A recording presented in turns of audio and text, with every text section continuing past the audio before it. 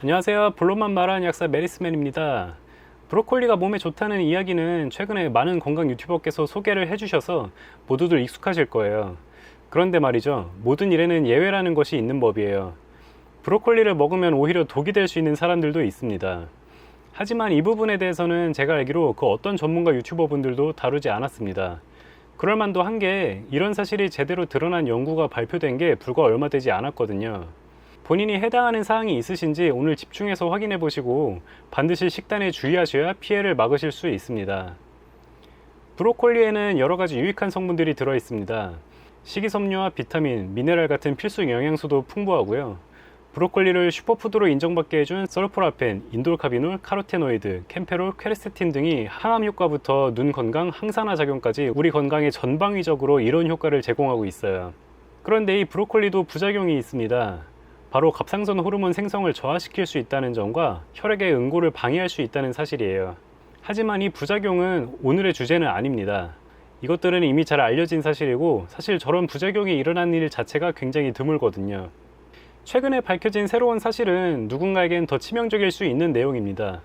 그건 바로 브로콜리나 그와 같은 십자화과에 속해 있는 채소들이 우리 간의 중요한 대사 요소인 CYP1A2와 GST-알파의 활성을 최대 40%까지 높인다는 이야기입니다. 정확히는 브로콜리에 들어있는 설포라펠이라는 성분이 이런 효과를 나타내요. 아니, 간 대사 효소의 기능을 향상시키는 게 왜 안 좋은 일이지? 생각하는 분들도 많으실 거예요. 하지만 이 영상을 보고 계신 약사님들이 계시다면 아마 놀라셨을 겁니다. 저런 특정 간대사 효소들의 활성이 높아진다는 것은 복용 중이신 약물의 효과가 크게 달라질 수 있다는 이야기예요.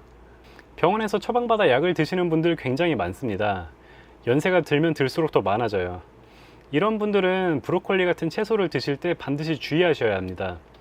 예를 들어 우울증이나 신경통에 굉장히 다빈도로 쓰는 약인 둘록세틴이라는 성분의 약이 있습니다. 이 영상을 시청하시는 분들 중에서도 복용 경험이 있으신 분들도 계실 거예요. 만약 브로콜리에 의해 CYP1A2의 효소의 활성이 높아지게 되면 듀록세틴의 혈중 농도는 크게는 50%까지 낮아지게 됩니다. 즉 효과가 절반 내지 그 이하까지 떨어질 수 있다는 이야기예요. 더 심각한 것은 이런 현상이 우려되는 의약품이 한두 가지가 아니라는 점입니다. 브로콜리에 의해 이런 현상이 일어나는 약들은 대부분이 정신신경과 약들이고 그 밖에는 근육 이완제나 혈압약, 진통제도 포함되어 있습니다. 어떤 약이든 약효가 줄어들게 되면 당연히 삶의 질이 떨어지는 것은 물론 병원에서 의도한 치료 효과가 나타나지 않아서 자칫 위험한 상황으로 치달을 가능성도 있습니다. 약을 불필요하게 과량으로 복용해서 부작용이 커질 우려도 없지 않죠. CIP의 활성을 높이는 설포라펜이라는 성분은 뛰어난 항암 효과, 항염증 효과로 사실상 브로콜리를 슈퍼푸드로 만든 1등 공신이에요. 많은 건강 유튜버들께서 이 설포라펜이 파괴되지 않는 조리법이라던가 설포라펜의 흡수를 극대화하기 위해 고추냉이, 양배추, 무, 미나리, 루꼴라와 곁들여 먹으라고 섭취 방법을 소개를 하고 있습니다. 하지만 이렇게 설포라펜의 흡수를 늘리면 늘릴수록 이 설포라펜의 영향을 받는 의약품들은 그 약효가 점점 떨어질 수밖에 없습니다. 브로콜리의 장점을 설명하며 설포라펜에 관한 내용을 다룬 유튜버 분들께서는 당연히 브로콜리가 누군가에게는 약날의 검이라는 점, 특정 의약품의 효과를 크게 떨어뜨릴 수 있다는 점을 반드시 함께 소개를 하셨어야 했습니다. 탓할 수만은 없는 게 이 연구 결과가 발표된 게 불과 몇 달이 되지 않았거든요. 아마 내용을 접하기 전에 영상을 촬영하셨을 거예요. 브로콜리에 의해 효과가 떨어질 수 있는 약들의 리스트를 표 하나로 정리해서 보여드리겠습니다. 병원약을 드시고 계신 분은 잠깐 화면을 멈추시고 본인이 드시고 계신 의약품이 있는지 확인해 주세요. CYP1A2의 영향을 크게 받는 약물들을 복용 중이신 분이라면 식단에서 브로콜리와 같은 십자화과에 속하는 와사비, 무, 케일, 양배추, 청경채 등 해당하는 채소의 섭취를 최대한 줄여주시기 바랍니다. 상대적으로 CYP1A2의 영향을 적게 받는 약물들은 큰 지장은 없겠으나 상황에 따라 약효가 떨어질 수 있다는 점을 미리 알고 계셔야 하세요.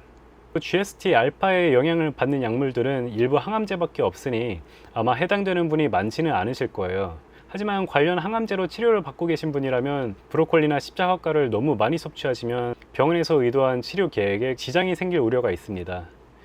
항암 효과가 뛰어나다고 알려져서 브로콜리를 과량으로 드시는 분들도 계실 텐데 주의해 주실 필요가 분명히 있어요. 세상에 완벽한 음식이나 영양제는 없습니다. 아무리 좋은 성분이어도 항상 예외는 있는 법이에요. 음식이나 영양제도 과학입니다. 절대적인 진리는 없지만 건강에 관심이 있으시다면 과학적인 연구로 새롭게 발견되는 사실에 항상 귀를 기울이셔야 합니다. 그것이 이 채널에서 앞으로 계속 들려드릴 이야기예요. 오늘 내용은 여기까지입니다. 오늘도 구독, 좋아요, 그리고 알람 설정까지 해주시면 또다시 좋은 콘텐츠로 찾아뵙도록 하겠습니다. 감사합니다.